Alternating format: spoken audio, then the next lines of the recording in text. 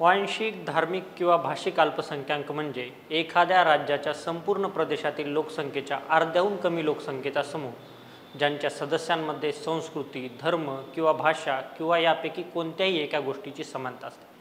अशी अल्पसंख्याक समाजाची सर्वमान्य व्याख्या आहे. उदाहरण घ्यायचं झाल्यास आपण महाराष्ट्राचं घेऊ शकतो. महाराष्ट्रात बहुसंख्य लोकांची भाषा ही मराठी आहे. त्यामुळे आपण इतर भाषिक लोकांना भाषिक अल्पसंख्याक म्हणू शकतो. हीच गोष्ट धर्माच्या बाबतीतही लागू होते. भारतात हिंदू हे बहुसंख्य आहेत, तर भारतातील सर्वात कमी लोकसंख्या आहे ज्यू, त्यानंतर पारसी धर्मीय, जैन, बौद्ध, शीख, ईसाई आणि मुस्लिमांची क्रमांक लागतो. भारताच्या एकूण लोकसंख्येत जवळपास 20% अल्पसंख्याक आहे. या 20%मध्ये एकट्या मुस्लिमांचा वाटा हा 15%च्या जवळपास आहे.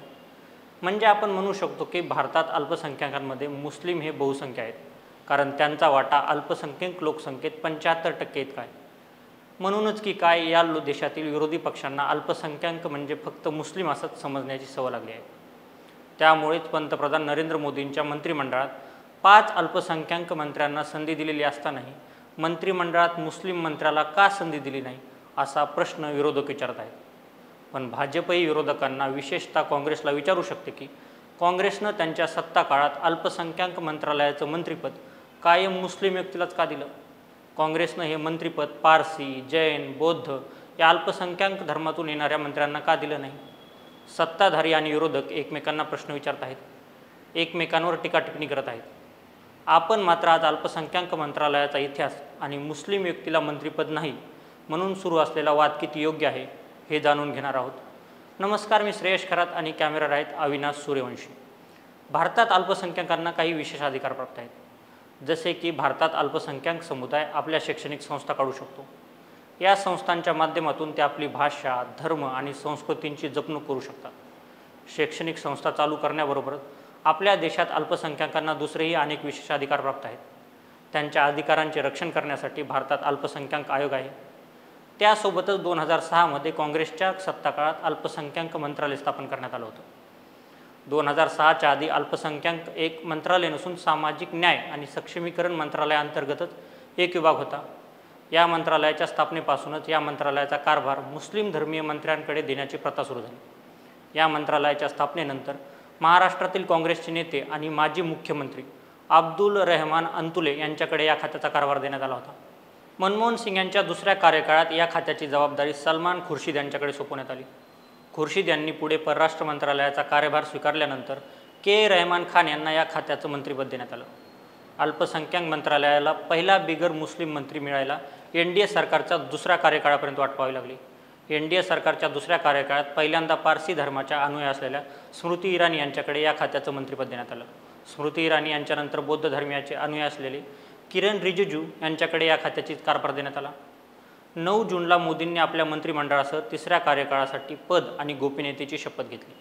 मोदींच्या मंत्रिमंडळात एकूण 71 मंत्र्यांचा समावेश आहे.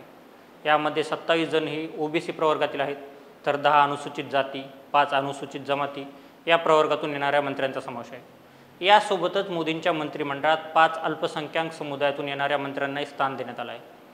त्यामुळे हे मंत्रिमंडळ सर्व बाजूने सर्वसमावेशक आहे असं म्हणायला हरकत नाही.